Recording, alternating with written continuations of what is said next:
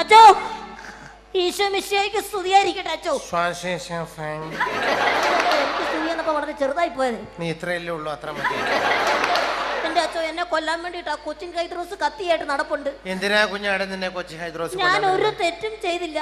അവന്റെ ആടിനെ ഞാൻ വെറുതെ ഒന്ന് എടുത്തു, അതിനാ അവൻ എന്നെ കൊല്ലാൻ നടക്കുന്നേ. ഒരു ആടിനെ വെറുതെ എടുത്തതിന് എന്തിനാ കൊല്ലാൻ വരുന്നേ? എന്റെ പൊന്നച്ചോ, അവന്റെ ആടിനെ അവനോട് ചോദിക്കാതെ ഞാൻ അറിയാതെ കറി വെച്ചു.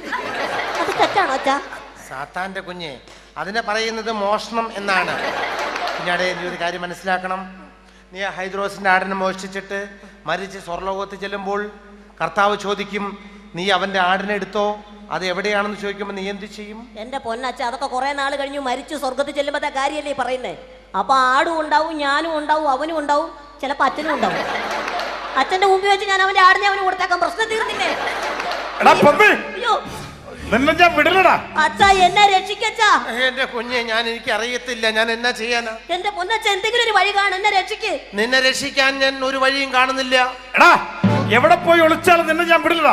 ഈ ഹൈദ്രോസിന്റെ കയ്യിൽ നിന്ന് ഒരു പന്നിയും രക്ഷപ്പെട്ടില്ല. പന്നി. അച്ഛോ, ഞാനൊരു വഴി കാണുന്നുണ്ട്. നിന്നെ രക്ഷിക്കാൻ ഞാനൊരു വഴി കാണുന്നില്ല. ഞാൻ കാണുന്നുണ്ട്, ഞാൻ വേറെ വിളിച്ചോളാം.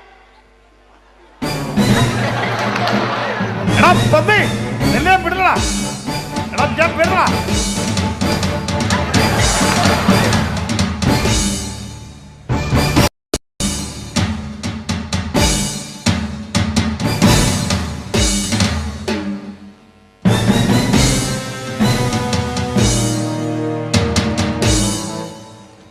ഈശോമിശിഹായ്ക്ക് സ്തുതിയായിരിക്കട്ടെ. എപ്പോഴും വല്ലപ്പോഴും ഒക്കെ അങ്ങനെ ഇരിക്കട്ടെ.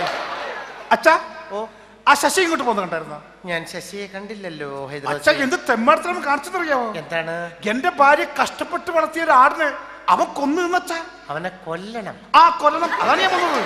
അച്ഛറിയാവോ, ഒരു ഗുണ്ടേ എന്റെ ആടിനെ പൊട്ടിക്കാതെ ഉണ്ട എങ്ങനെ തയ്യാറാന്ന് എനിക്ക് മനസ്സിലാവാത്തത്. ഞാൻ അവനെ കണ്ടിട്ടേ ഇല്ല ശശി. അവൻ ഇവിടെ ഇങ്ങോട്ടോ പോകുന്നത് ഞാൻ കണ്ടല്ലോ. ഇങ്ങോട്ട് ഇങ്ങോട്ട് വന്നവൻ ഞാൻ ഇവിടെ വരെ കണ്ടല്ലേ ഓടി വരുന്നത്. അച്ഛനറിയാതെ അവൻ എങ്ങോട്ട് പോവില്ല. ഞാൻ അവനെ കണ്ടിട്ടേ ഇല്ല ഹൈദ്രോസേ. ഒരു വൈദികനോട് ചോദിക്കുന്നത്, കള്ളം പറയരുത്. എന്റെ ആടിനാണ് അവൻ കൊന്നു നിന്നത്. അച്ഛൻ മര്യാദയ്ക്ക് പറഞ്ഞു, അവൻ ഇവിടുന്ന് എവിടെ പോയിട്ടില്ല. എന്റെ ഹൈദ്രോസേ, ഞാൻ ചെകുത്താന്റെയും കടലിന്റെ നടുക്കെയാണ്, ഞാൻ കണ്ടിട്ടേ ഇല്ല. അച്ഛാ, ഉള്ളത് പറഞ്ഞോ. അവൻ എവിടെ ഉണ്ട്? അച്ഛൻ എവിടെ പോവില്ല. അവൻ മര്യാദയ്ക്ക് പറഞ്ഞോ. ഈ ഹൈദ്രോസ് ഉണ്ടല്ല, കത്തി ഒറേ നൂരിയാല് രക്തം കണ്ടിട്ട് ഇവിടെ കുത്തികള് മര്യാദയ്ക്ക് പറഞ്ഞു. അയ്യോ ഹൈദ്രോസേ, ഞാൻ പറയാം. നീ അന്വേഷിച്ചുകൊണ്ടിരിക്കുന്നത് ആ കറുത്തിട്ടുള്ള ആ കുഞ്ഞു കള്ളനല്ലേ? അതെ, ആ കൊച്ചു കള്ളൻ എന്റെ ലോയ്ക്കുള്ളിലുണ്ട്. അയ്യേ, വൃത്തികെട്ടവൻ. ഹൈദ്രോസേ, നീ അന്വേഷിച്ചുകൊണ്ടിരിക്കുന്ന കറുത്ത കുഞ്ഞു കള്ളനല്ലേ? അത് തന്നെ. തെമ്മടത്തിൽ പറഞ്ഞോ. ആ കുഞ്ഞുകളൻ ലോഹയ്ക്കകത്തുണ്ടെന്ന ഒരു. നീ എന്താണ് തെറ്റിദ്ധരിച്ചിരിക്കുന്ന അറിയില്ല ദൈവമേ. സാത്താന്റെ കുഞ്ഞെ, എന്റെ ലോഹിക്കുള്ളിലുണ്ട് ആ കുഞ്ഞു കള്ളൻ. തെമ്മടത്തിൽ പറഞ്ഞ അച്ഛൻ നോക്കില്ല, കുത്തി മത്തുകളെ പന്നി. നിനക്ക് സംശയമുണ്ടെങ്കിൽ നീ പൊക്കി നോക്കിയോളൂ. അയ്യേ, എന്നാ ഞാൻ പൊക്കി തരാം. നീ പുറത്തേക്ക് പോടാ. നിന്നെ ആരാ വൈദ്യുതി കാണിച്ചതാ? വൈദികനാണ് പറഞ്ഞേ. ഒരു വൈദികനെ പറ്റി ഇത്രയും മോശമായി പറയാനേ പാടില്ല. ഉണ്ടേ പുറത്തേക്ക് വന്നോളൂ.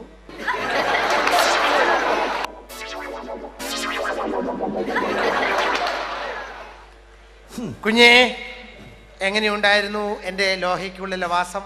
വാസമൊക്കെ സുഖപ്രദമായിരുന്നു അച്ചോ. ഒറ്റ അപേക്ഷയുള്ളൂ. എന്താണ്?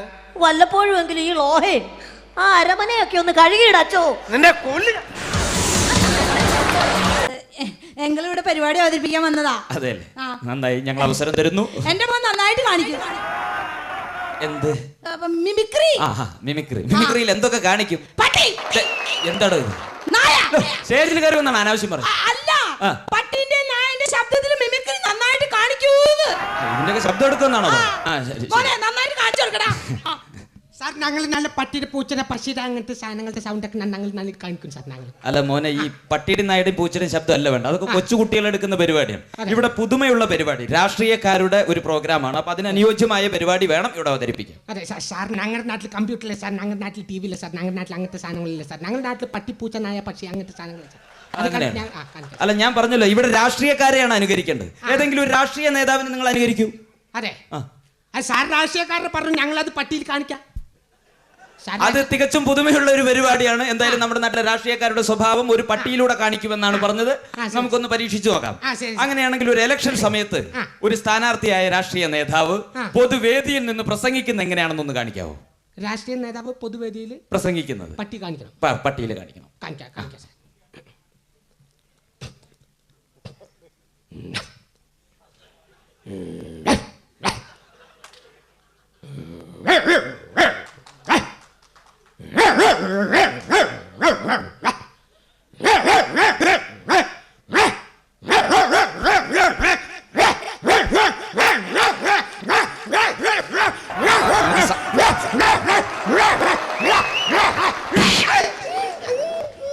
അങ്ങനെയാണ് സാർ, അങ്ങനെയാണ് സാർ. എല്ലാ രാഷ്ട്രീയക്കാരുടെ സ്വഭാവം ഉണ്ടല്ലോ, മൈക്ക് കിട്ടി കഴിഞ്ഞാൽ അങ്ങോട്ട് തിന്നല്ലോ. അതെ സാർ. ഇത്തരത്തിലൊരു പ്രാസംഗികനായതുകൊണ്ടൊന്നും ഇന്നത്തെ കാലത്ത് ജയിക്കാൻ പറ്റില്ല. പറ്റില്ല. ഇലക്ഷൻ സമയത്ത് ഓരോ സ്ഥാനാർത്ഥികളും പൊതുജനങ്ങളുടെ ഇടയിൽ ചെന്നുകൊണ്ട് വോട്ട് യാചിക്കണം. ശരി സാർ. അങ്ങനെ ഒരു സ്ഥാനാർത്ഥി വോട്ട് ചോദിക്കുന്ന എങ്ങനെയാണെന്നൊന്ന് കാണിക്കാവോ? പട്ടിയിലൂടെ. ഓടി ചോദിക്കാൻ പോകുന്ന കാണിക്കാം. അതെ നായ കാണിക്കാം. നായ കാണിക്കണം. കാണിക്കാം ആ. സാർ.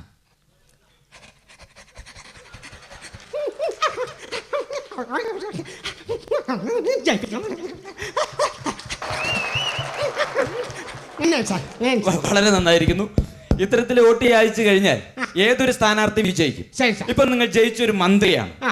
ഇന്ന് നമ്മുടെ നാട്ടിൽ കൂട്ടുമന്ത്രിസഭയാണ്. ശരി സാർ. അപ്പൊ നിങ്ങളുടെ വകുപ്പിലേക്ക് കൂട്ടുമന്ത്രിസഭയിലെ മറ്റൊരു മന്ത്രി കൈകടത്താൻ ശ്രമിച്ചാൽ നിങ്ങൾ എത്തരത്തിലാണ് പ്രതികരിക്കുക?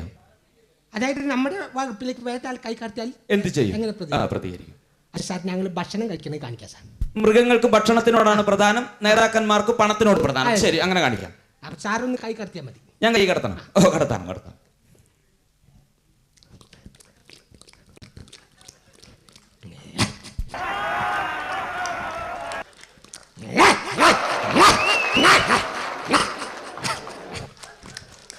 ഇങ്ങനെയാണ് സാർ. വളരെ നന്നായിരിക്കുന്നു. മോഹന വാഗ്ദാനങ്ങൾ നൽകിയാണ് നിങ്ങൾ ഒരു മന്ത്രിയായത്. അപ്പോൾ നിങ്ങളുടെ നിയോജക മണ്ഡലത്തിൽ നിങ്ങൾ പല വാഗ്ദാനങ്ങൾ നൽകി മന്ത്രിയായപ്പോൾ ശരി സാർ. നിങ്ങളുടെ വാഗ്ദാനത്തിൽ കുടുങ്ങിയ ഒരു വോട്ടർ ഒരാവശ്യവുമായി നിങ്ങളെ സമീപിച്ചാൽ ആ സാധാരണ മനുഷ്യനോട് നിങ്ങൾ എത്തരത്തിലാണ് പെരുമാറുക? അതായത് നമ്മൾ ജയിച്ചു മന്ത്രിയായി, അപ്പൊ ആരെങ്കിലും ഒരു ആവശ്യമായിട്ട് വന്നാൽ എങ്ങനെ പെരുമാറും? സാറിന്റെ ആവശ്യമായിട്ടൊന്ന് വന്നു. ഞാൻ വരണം. ഞാൻ വരാം. ശരി സാർ. നമസ്കാരം സാർ. ഞാൻ നമ്മുടെ നിയോജക മണ്ഡലത്തിലാണ്, സ്വന്തം പാർട്ടിക്കാരനാണ്. അപ്പൊ അങ്ങനെ ജയിച്ചു മന്ത്രിയായി കഴിഞ്ഞാൽ എൻ്റെ മകന്റെ ജോലിയുടെ കാര്യം ശരിയാക്കി തരാന്ന് പറഞ്ഞിട്ടുണ്ടായിരുന്നേ. പാർട്ടി സെക്രട്ടറി ഒക്കെ കണ്ടപ്പോ സാറെന്നെ ചെന്ന് കാണാൻ പറഞ്ഞു. വേറെ ഒരു വഴി മകന്റെ എന്നോട് വേണ്ട.